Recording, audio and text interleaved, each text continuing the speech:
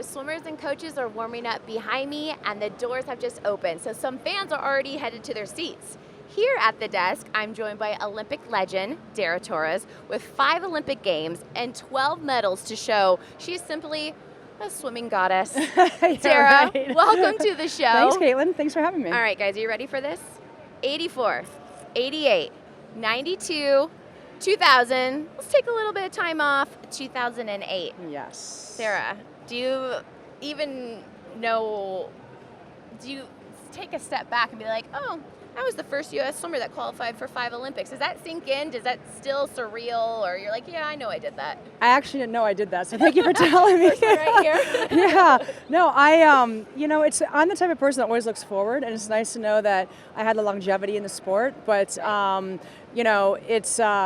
it was just a fun experience. It was a wonderful lifetime of swimming that I've had, and it's nice sort of to move on to the next chapter of my life. But I'm really the type of person that just goes from day to day. I don't think back on everything that I've done. All right, well, I'm going to have you think back a little bit Okay. for me.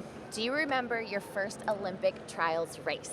I do. Indianapolis, 100 freestyle. They didn't have the 50 back then. Really? Yeah, you were too young to know that. Were you born in 84 yet? No, 83. probably. 83, okay. So you were 1, so you probably don't remember this. But yeah, they didn't have a 50, and the 100 was the event I had to swim, which isn't my best event, the 50 is. Okay. And I placed 4th at the trials and just made the relay team. So it was very exciting. So Carolyn talked earlier about the sprinters having to wait later in the program, Yes. day 4, day 5, day 6. Tell our audience what's that like. I mean, you can feel the energy on the pool deck right now, and this is just warm up. Imagine coming to finals and you're just sitting there, I want to race.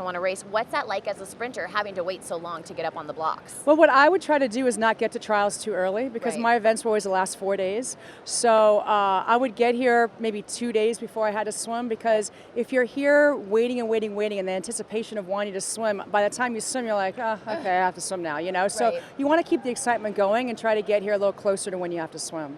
So Olympic trials or Olympics, what's more stressful? Definitely the Olympic trials.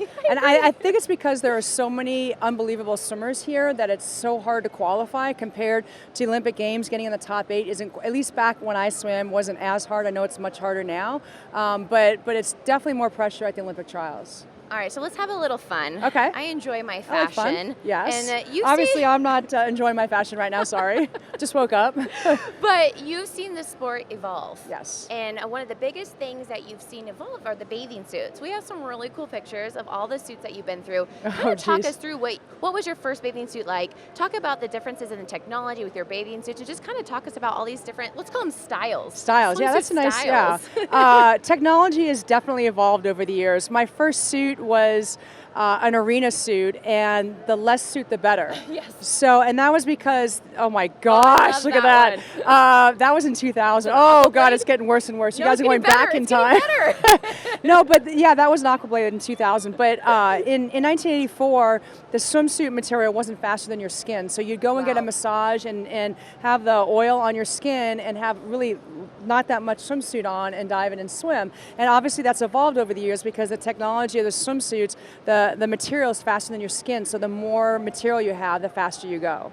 I just think it's mind-blowing. Like, people are, why are swimmers getting so much faster? And like the technology, the bathing suits, there's just so much more that goes into it. And you've just seen the course of it all between the nutrition, the massages, Right. what you're doing outside of the pool. What do you think is the biggest difference that you've seen as far as the way people are training differently?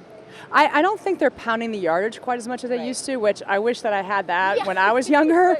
I remember going 7,000 a workout as a sprinter, and I don't even want to, yeah, you probably did a lot more than I did, but I think that they're realizing that you don't need to pound the yardage, that it's more about being efficient and knowing the stroke and just doing what you need to do. Also, a lot of dryland training is important now. I don't think they did as much dryland training back in the old days. So we've talked about, you are more than a veteran. You're so accomplished. We have so many young swimmers that have already made this team. I think they said 17 out of 22 of them are first timers. What is your advice to these swimmers that are going to the very first Olympics?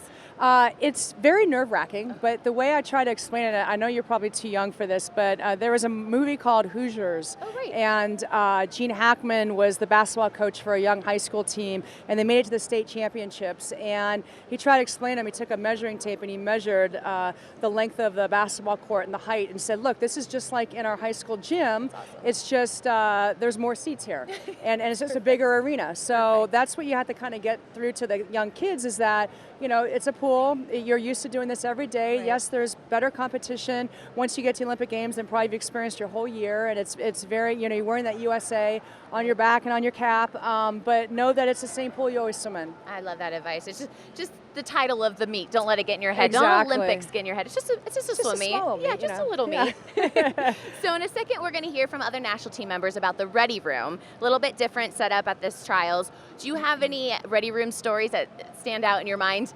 Well, you know, it's funny, when I went into the 50 freestyle Ready Room for the finals in Beijing, everyone was making such a big deal about my age, and is she so old, can she swim this 3 times? And so I walk into that Ready Room and I'm looking around, I'm like, oh my God, that girl, she's about to throw up. Now I'm in the top 7. I'm like, whoa, there's a girl that she's about to faint. Now I'm in the top 6. And I realized, right, I'm like, wait a minute, I have the experience. I'm just as nervous as they are, but I have the experience going in there that they've never experienced this before. And the other thing is they think this is the most important thing they're ever going to experience in their life. Sure. And for me, my daughter, who was 2 at that time, was the most important thing in my life. So I think I had just a different perspective going into that Ready Room.